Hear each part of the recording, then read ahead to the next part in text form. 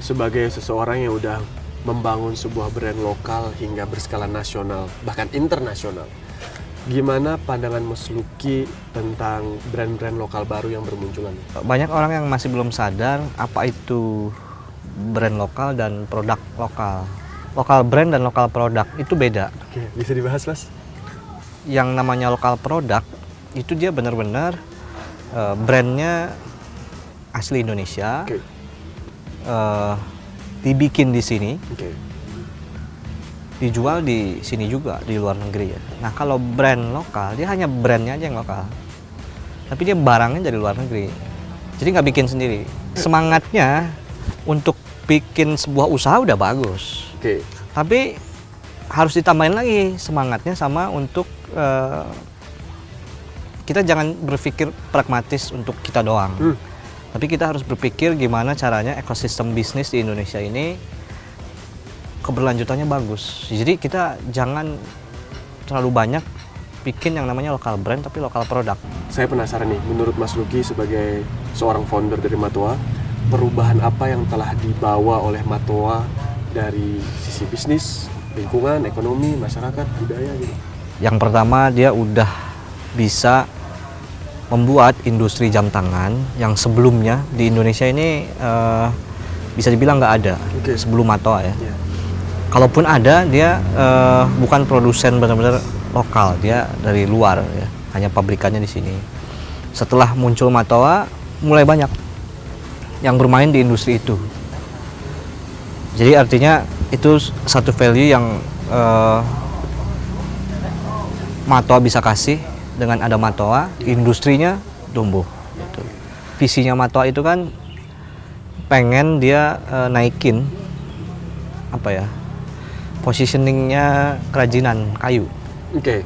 Jadi sebelum ada Matoa itu kerajinan kayu itu bisa dibilang apa ya, murah secara harga ya. Padahal dia bikinnya susah, tapi dijual murah.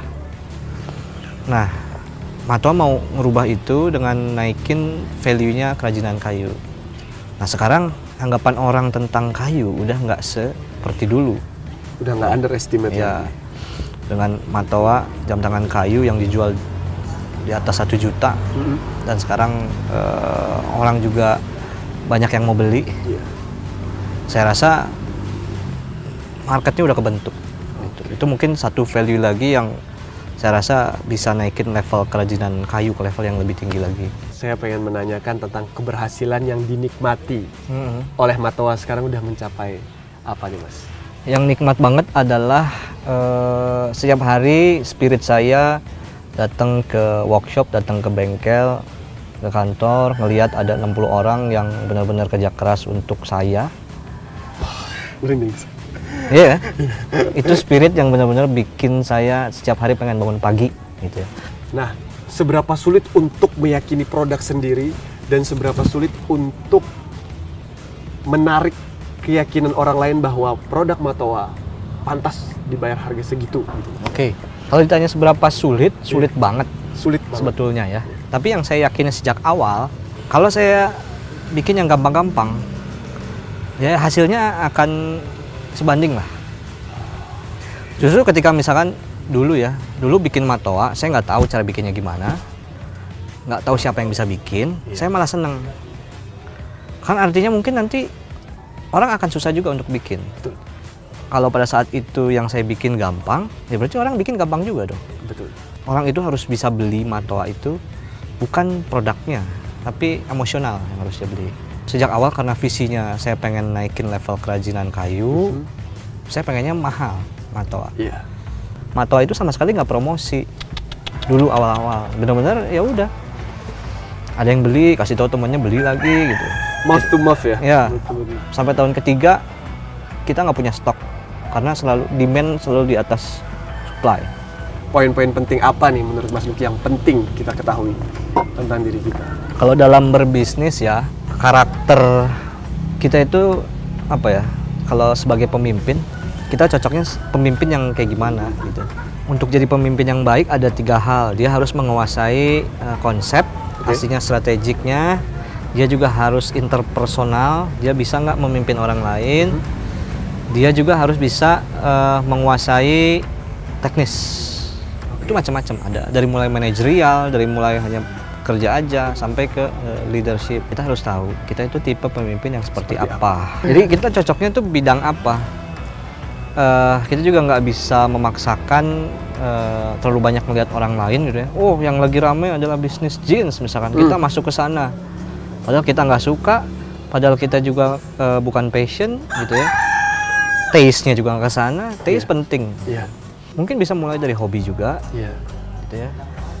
Ketika kita mulai dari hobi, udah pasti passion, ngejalaninnya enak. Betul. Gitu ya. Tapi ada juga yang nggak mulai dari hobi, malah dia mulai dari yang dia nggak suka. Ketika dia nggak suka, dia akan lebih termotivasi. Ya, saya cukup beruntung juga punya passion di situ. Iya. Salah satu passionnya lagi adalah nyenengin orang lain. Iya. Jadi kalau kita udah nyenengin orang lain, pengennya bikin macam-macam. Hal spesifik apa yang pengen Mas Lucky sampaikan yang menurut Mas Lucky belum diketahui atau belum dipahami sepenuhnya nih oleh para calon entrepreneur dan entrepreneur muda dalam memulai dan menjalankan bisnis mereka? Mungkin secara teknikal kali, Mas. Mulai selalu dari problem dulu. Jadi riset dulu justru. Oke.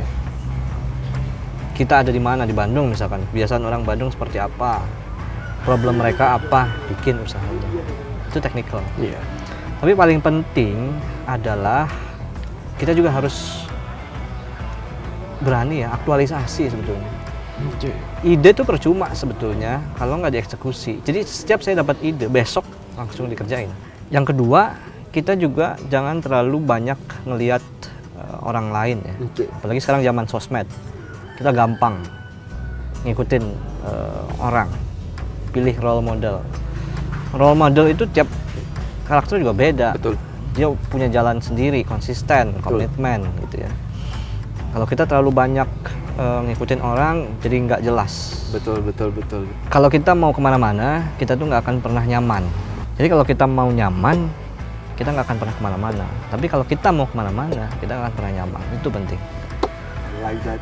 Reset the problem, Yes. eksekusi idenya segera, menghindari prokrastinasi ya. Yes, procrastination. Konsistensi sama persistensi. Yes.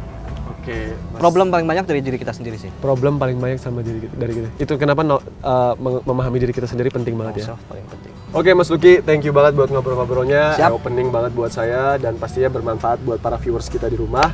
Dan teman-teman, terima kasih udah nonton video ini. Jangan lupa like, komen, dan subscribe channel Super Adventure ID. Dan jangan lupa nyalain notifikasinya. Cabut kita Mas. Ayo, Yuk. let's go.